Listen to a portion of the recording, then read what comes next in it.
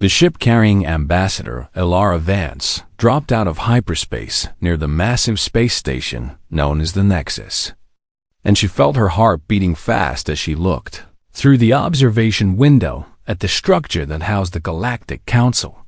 The Nexus was enormous beyond anything humans had ever built. A spinning wheel of metal and light that stretched across thousands of kilometers, home to millions of beings from hundreds of different species who had ruled the stars long before humanity had learned to make fire.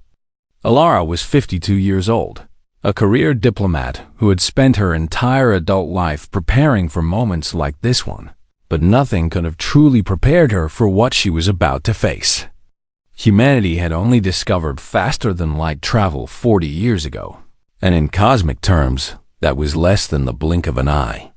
The species that ruled the Galactic Council had been traveling between stars for thousands upon thousands of years, building empires and crushing anyone who stood in their way. Her aide, a young man named Marcus Chun, walked up beside her and spoke in a quiet voice, asking if she was ready for this. Elara turned to look at him and gave a small smile, telling him that nobody could ever be truly ready for something like this, but they would do their best for Earth and for all of humanity. The shuttle docked with the Nexus, and Elara walked through long corridors, made of strange metals that seemed to shift color as she passed, following the floating guide drones that led her toward the grand convocation chamber where the council waited. She had studied everything she could about the 12 ruling species of the council, and she knew that they viewed humanity as nothing more than children, a young and primitive species that had stumbled upon technology they did not deserve. The doors to the chamber opened, and Elara stepped inside, and what she saw made her breath catch in her throat. The room was vast beyond imagination, with walls that seemed to stretch upward forever into darkness. And floating in the air above her were 12 massive holographic projections of the council members, each one representing a species that commanded fleets of thousands of warships. High Arbiter Zinthal spoke first, its form a crystalline structure that bent light in ways that hurt Elara's eyes to look at, and its voice echoed through the chamber like wind through a cave. The High Arbiter welcomed the representative of the human species to the grand convocation and declared that the council had gathered to discuss matters of great importance. Elara bowed her head slightly and thanked the High Arbiter for the opportunity to address such an august body. Around her, in galleries that rose up along the walls, hundreds of other species watched in silence. She could see the Velthari with their 4 arms and sad eyes, the Asani whose bodies were made of living metal, and dozens of others she did not recognize.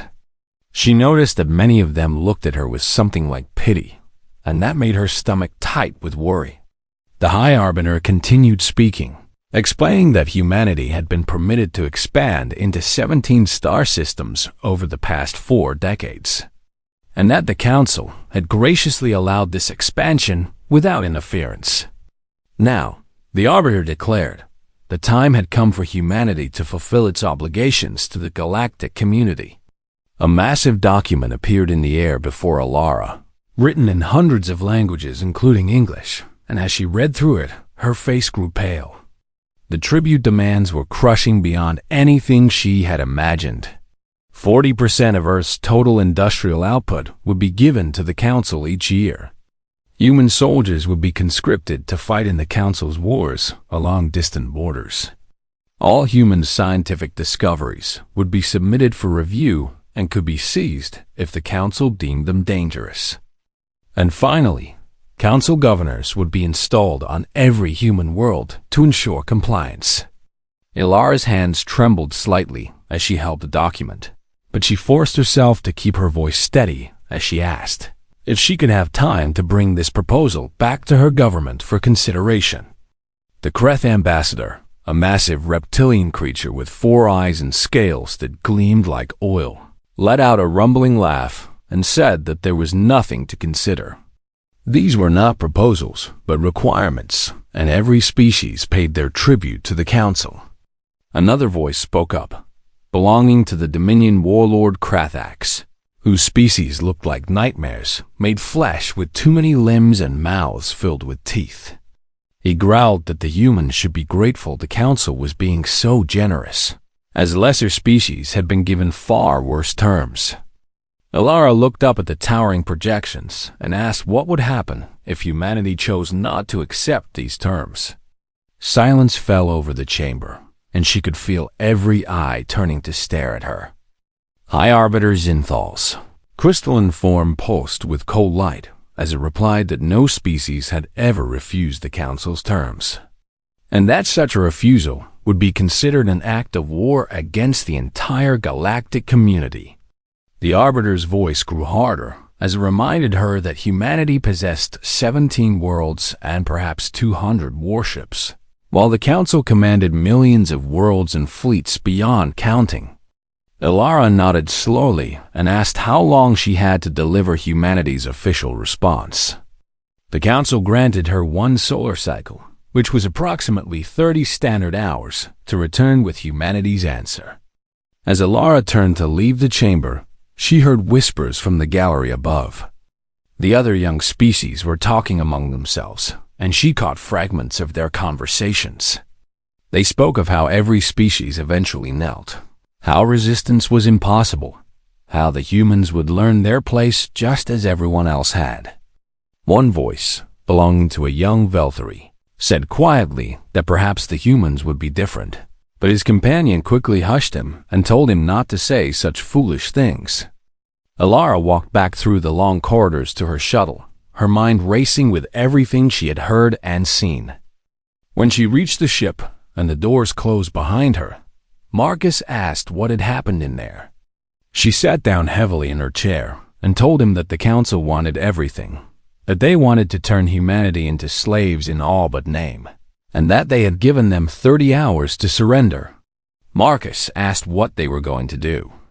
Alara looked out the window at the stars, at the distant light of Sol where Earth waited for news, and she said that they were going to go home and let humanity decide its own fate. The shuttle's engines fired, and they jumped back into hyperspace, carrying with them the weight of a decision that would change everything. Ambassador Alara Vance's shuttle landed in Geneva as the sun was setting over the mountains.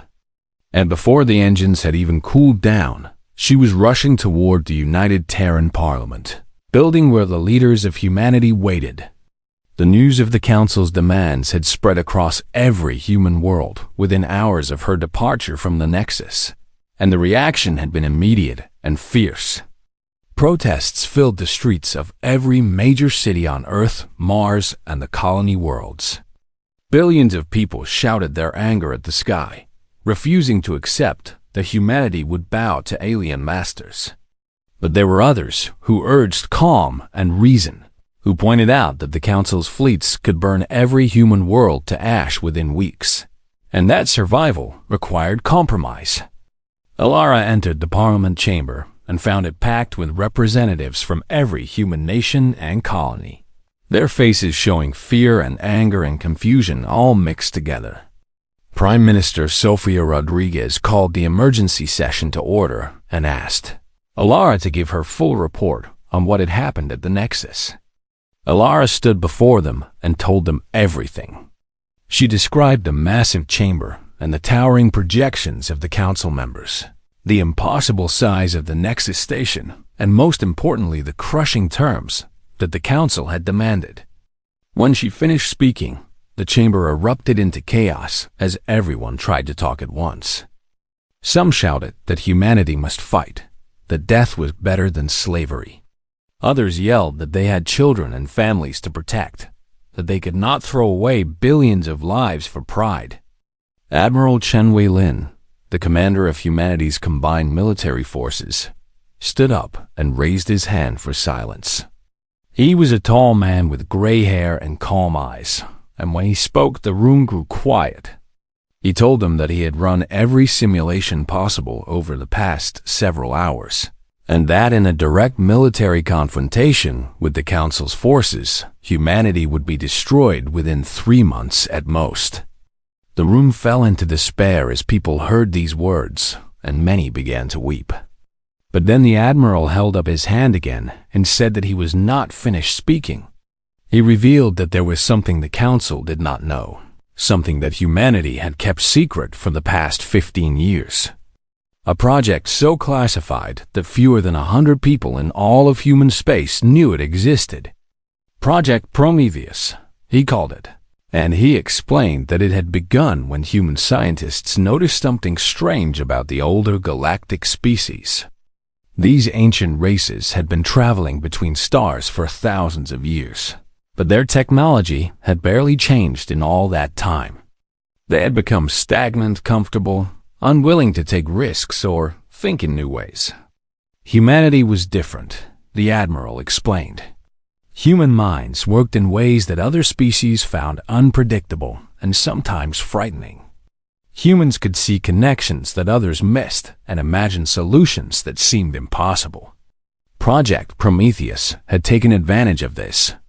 Human scientists had developed entirely new types of weapons and shields and engines, technologies that the Council had never imagined because their minds simply did not work that way.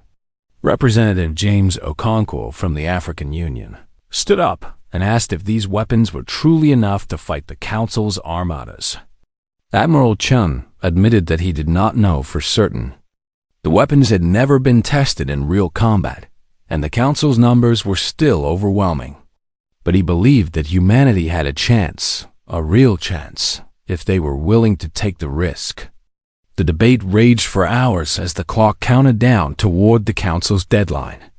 Minister of Defense Yuki Tanaka argued that they should accept the Council's terms for now and build up their strength in secret, waiting for a better moment to strike. But Foreign Minister Alexander Volkov countered that the Council would never give them that chance. Once the governors were installed on human worlds, they would find Project Prometheus and destroy it, leaving humanity helpless forever. Alara listened to all of these arguments and felt the weight of history pressing down upon her. She knew that whatever decision was made in this room would echo through the centuries. Finally, Prime Minister Rodriguez called for a vote. The question was simple.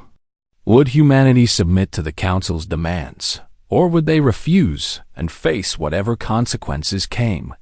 The voting took less than 10 minutes, and when the results were displayed on the main screen, the room fell silent. 63% had voted to refuse. Rodriguez stood up and addressed the chamber, her voice steady despite the tears in her eyes. She said that humanity had chosen its path, and now they would walk it together no matter where it led. She turned to Alara and asked if she was prepared to deliver humanity's response to the Council. Alara nodded and said that she was ready, but she asked what exactly she should say. Did they want her to explain their reasons, to try to negotiate, to threaten? Admiral Chun spoke up and said that he had been thinking about this, and he believed that the response should be short and clear. The Council expected humans to beg and bargain and plead, so humanity should do none of those things. He suggested a single word, a word that humans had spoken throughout their history whenever tyrants demanded their submission. When he told them the word, several people in the chamber actually laughed, but it was not laughter of mockery. It was the laughter of people who had found something to hold on to in the darkness. Rodriguez nodded and told Alara that she had her orders. Alara stood tall and said that she understood, and that she would make humanity proud.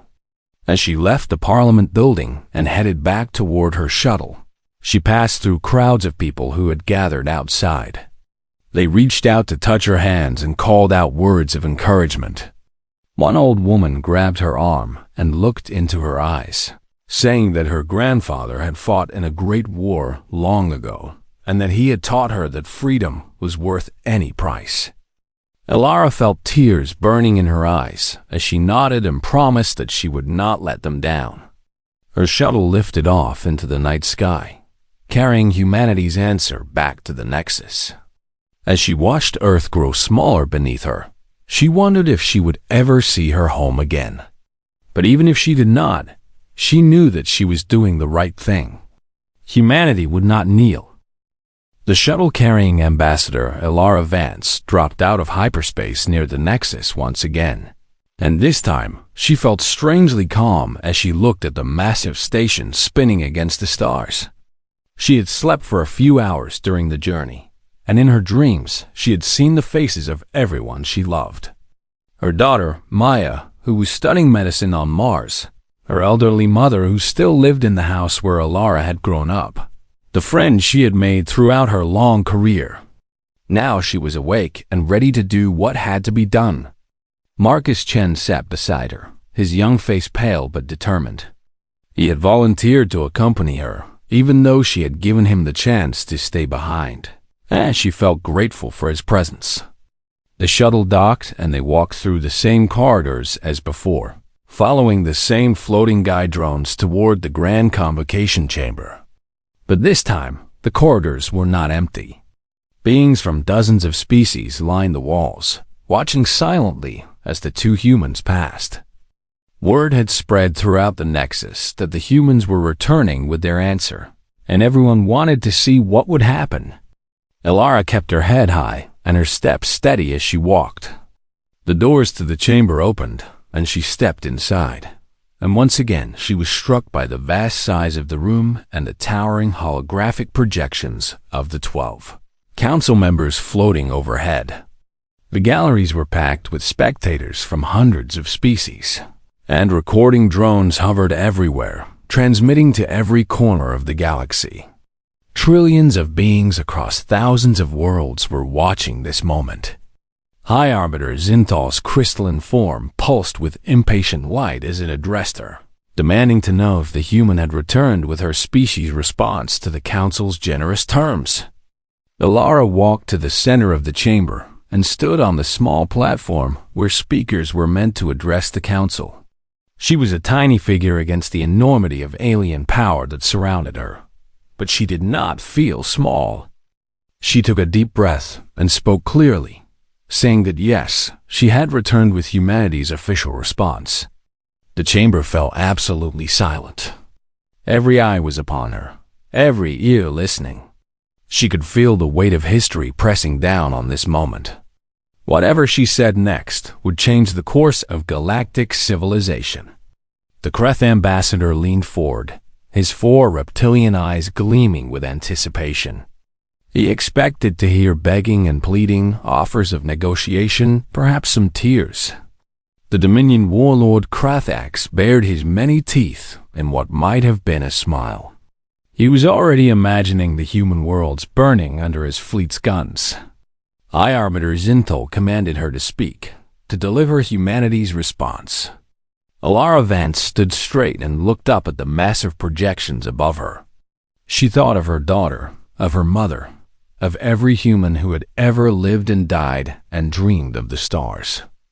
And then she spoke the word, "No."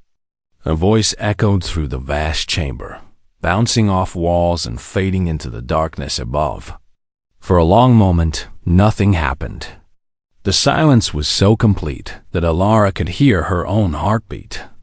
Then confusion began to spread. Translators across the chamber glitched and reset, certain they had made an error.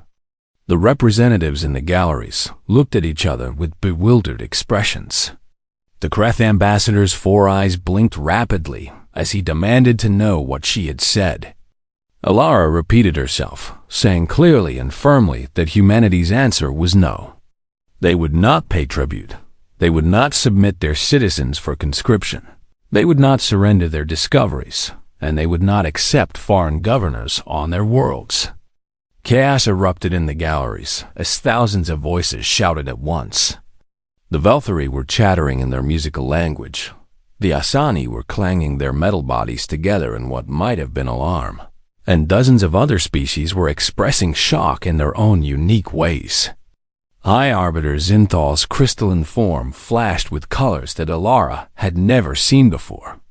She later learned that this was the visual equivalent of screaming rage.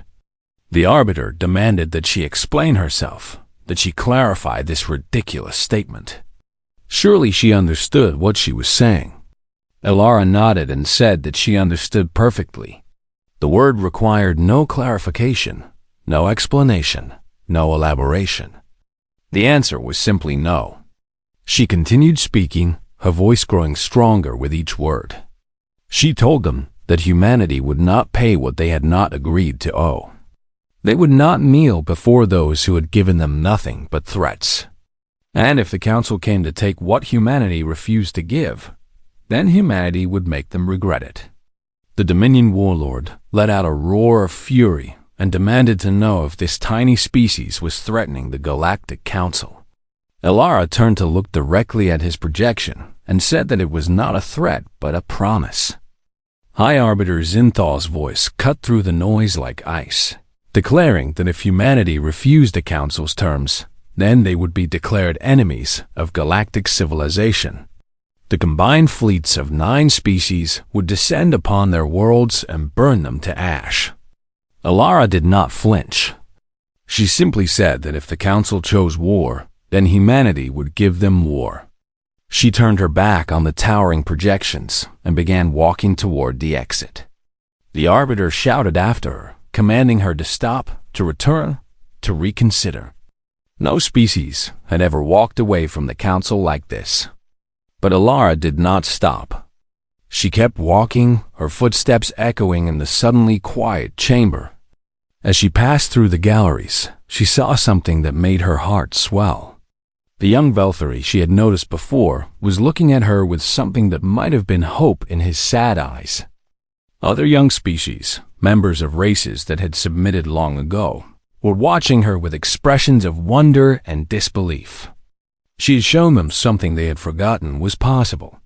She had shown them that someone could say no. The doors opened before her, and she stepped through, Marcus falling into step beside her. Behind them, the chamber erupted into shouting and chaos, but Elara did not look back. She had done what humanity had asked of her. She had told the galaxy that humans would not bow. Now it was time to go home and prepare for what came next. 3 weeks after Ambassador Elara Vance delivered humanity's response, the combined armada of the Galactic Council jumped into the Sol system with 600 warships from 9 different species. And every human who looked up at the sky knew that the moment of truth had arrived. Admiral Jian Weilin stood on the bridge of the flagship Defiance, watching the tactical display light up with enemy contacts. The Council's ships were enormous, some of them larger than small moons, bristling with weapons that had destroyed countless civilizations throughout history. His own fleet looked pitiful in comparison. Humanity had gathered every warship they possessed, just over 200 vessels, most of them smaller and less powerful than even the smallest Council cruisers. But Chun knew something the Council did not know. He knew what those ships were carrying. The Council fleet spread out in the standard formation they had used for thousands of years, a formation that had never failed them. They moved slowly and confidently, expecting the humans to either surrender or be crushed within hours. Grand Admiral Vexinar of the Kreth Dominion commanded the combined fleet from his massive dreadnought. He sent a message to the human ships, offering them one final chance to surrender before the slaughter began. Chun replied with a simple message. He told Vexinar that the humans had a saying on Earth, that action spoke louder than words, and then he gave the order to attack. The human fleet surged forward, and the Council ships opened fire with weapons that had burned worlds. But something strange happened. The human ships did not die. Shields that glowed with an unfamiliar golden light wrapped around the human vessels, absorbing blasts that should have vaporized them. The Council gunners fired again and again, but the humans kept coming. Chun watched the enemy fleet grow larger on his view screen and smiled. Project Prometheus had created shield technology based on principles that no other species had ever discovered. Principles that came from a young human scientist who had been daydreaming during a lecture and seen a pattern that no one else could see. He gave the order to return fire. The human ships unleashed weapons that made the Council admirals freeze in disbelief. Beams of twisted space-time that ignored enemy shields and tore through armor like paper. Missiles that split into thousands of fragments and then reformed inside enemy ships before detonating. Cannons that fired concentrated gravity that crushed everything in their path. The first wave of Council ships simply vanished, torn apart by weapons they could not understand. Grand Admiral Vexenar screamed orders at his subordinates, demanding to know what was happening, how primitive humans could possibly possess such technology. But there was no answer because there was no explanation that made sense to the Council's way of thinking. The battle spread across millions of kilometers as the human fleet danced through the enemy formation, never staying in one place, never following predictable patterns. Council tacticians tried to anticipate human movements using their ancient battle computers, but the computers kept failing because human strategy did not follow logical rules. Human captains made decisions based on instinct and intuition, changing their plans in the middle of battle, taking risks that no sane commander would take. Captain Maria Santos of the destroyer Courage led her ship directly into the heart of the enemy formation, weaving between giants that could have crushed her with a single blow. She was laughing on the open channel, calling out challenges to the enemy as she fired in every direction. Lieutenant Commander Yusuf Ahmed spotted a weakness in the Dominion warlord's flagship and led a squadron of fighters through a gap that was barely wide enough to fit them. They reached the enemy's reactor core and destroyed it from inside, killing thousands of enemy soldiers in a single brilliant explosion.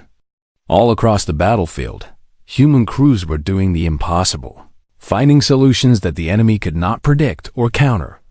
The Council ships began to panic as they watched their numbers fall. These were species that had ruled the galaxy for millennia, that had never known true defeat, and now they were being humiliated by children. Grand Admiral Vexenar finally gave the order to retreat, and the surviving Council ships turned and fled toward the edge of the system. But Chun was not finished.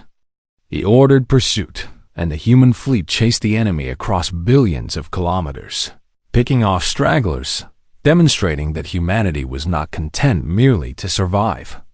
9 hours after the battle began, the last Council ship jumped out of the Sol system, and Admiral Chun ordered his crews to stand down. The losses were counted. Humanity had lost 31 ships and over 4,000 brave souls. The Council had lost 212 ships and hundreds of thousands of soldiers. Chun stood on his bridge and looked out at the stars, and he felt tears running down his face.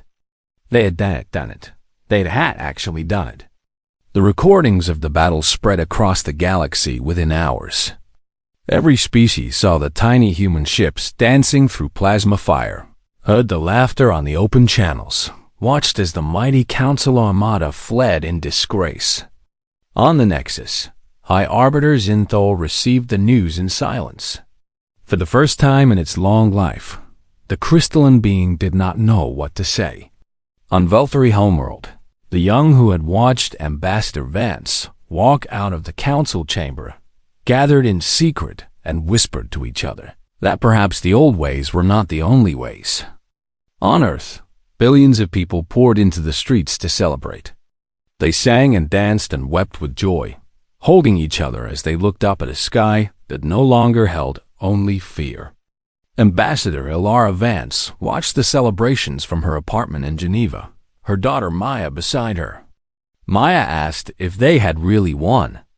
Ilara shook her head and said that this was only the first battle. The Council would return, and the fighting might continue for years or even generations. But they had proven something today that could never be unproven. They had proven that humanity could fight back, that they were not helpless children waiting to be crushed. And that, she said as she hugged her daughter tight, was worth everything.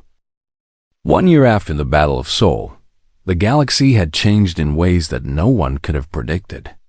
And Ambassador Ilara Vance found herself standing once again in the grand convocation chamber of the Nexus.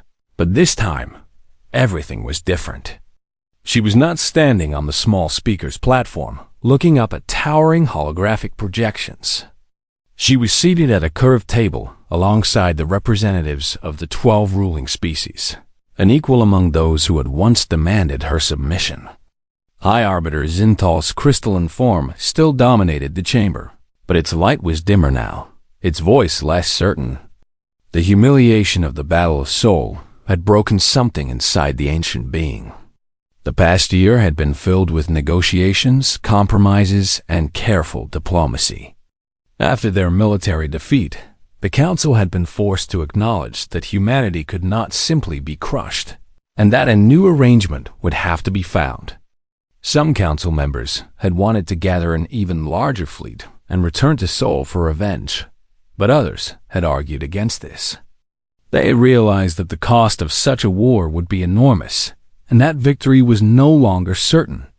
In the end, pragmatism had won over pride, and the Council had invited humanity to negotiate as equals. The negotiations had been long and difficult, but Elara had proven to be as skilled at diplomacy as she was at defiance. She had secured trade agreements that benefited both sides, mutual defense pacts that protected human borders, and most importantly, recognition of humanity's right to govern themselves.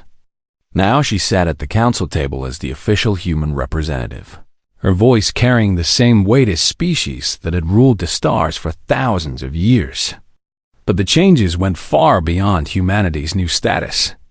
Throughout the galaxy, other young species had watched the Battle of Sol and learned a lesson that the Council had tried to make them forget. They had learned that resistance was possible. The Velthari had been the first to act. 3 months after the battle, their leaders had announced that they would no longer pay tribute to the Council, and they had cited humanity's example as their inspiration. The Council had threatened war, but the Velthari had stood firm. They had reached out to humanity for support, and Admiral Chun had sent a squadron of ships to their border as a sign of solidarity. Faced with the prospect of another costly war, the Council had backed down, and the Velthari had won their freedom. After that, the changes came faster. The Asani demanded renegotiation of their tribute terms. The Neth Collective declared independence from their Council overlords.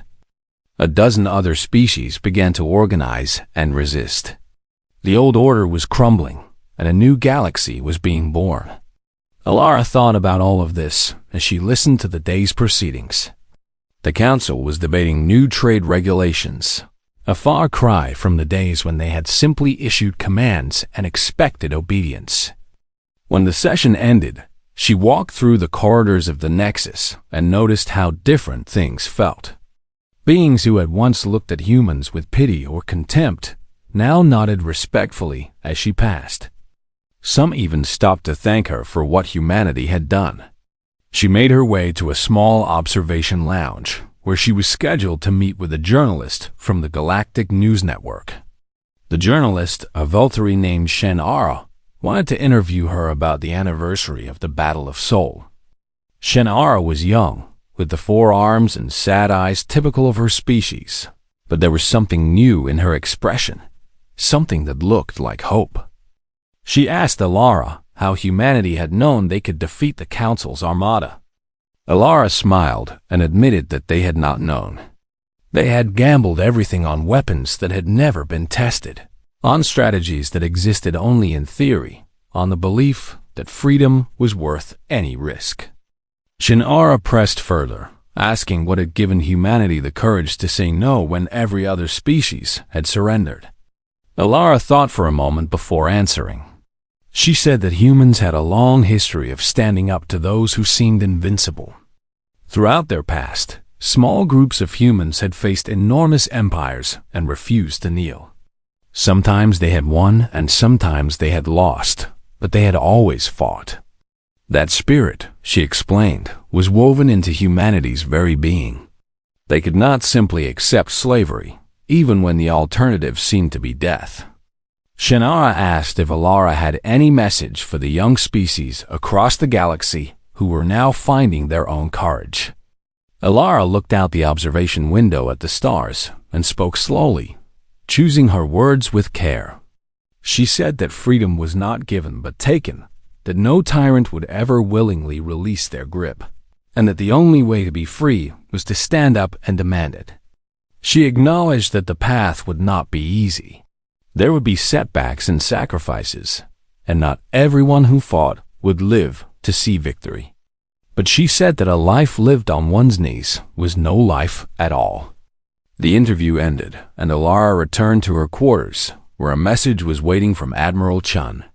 He reported that the latest round of training exercises with the Veltari fleet had gone well, and that their crews were learning quickly. Humanity was no longer alone. They were building a coalition of free species, a new power block that could stand against the old council. That night, Alara dreamed of her grandmother, who had died when Alara was just a child. Her grandmother had been a refugee, fleeing from a war on Earth, and she had often told stories about the importance of never giving up. In the dream, her grandmother smiled and told her that she was proud. Alara woke with tears on her cheeks and a warm feeling in her heart. She stood by her window and watched the Nexus rotate slowly around her. This ancient station that had once been a symbol of oppression but was now becoming something else. In the Council's archives, a new file had been created after the Battle of Seoul. It classified humanity as uncontrollable, assigned them an unknown threat level, and recommended that they be treated with respect. Alara thought that was a good summary of what it meant to be human. They were unpredictable, creative, stubborn, and absolutely unwilling to accept limits imposed by others. And now the galaxy was learning to live with that reality.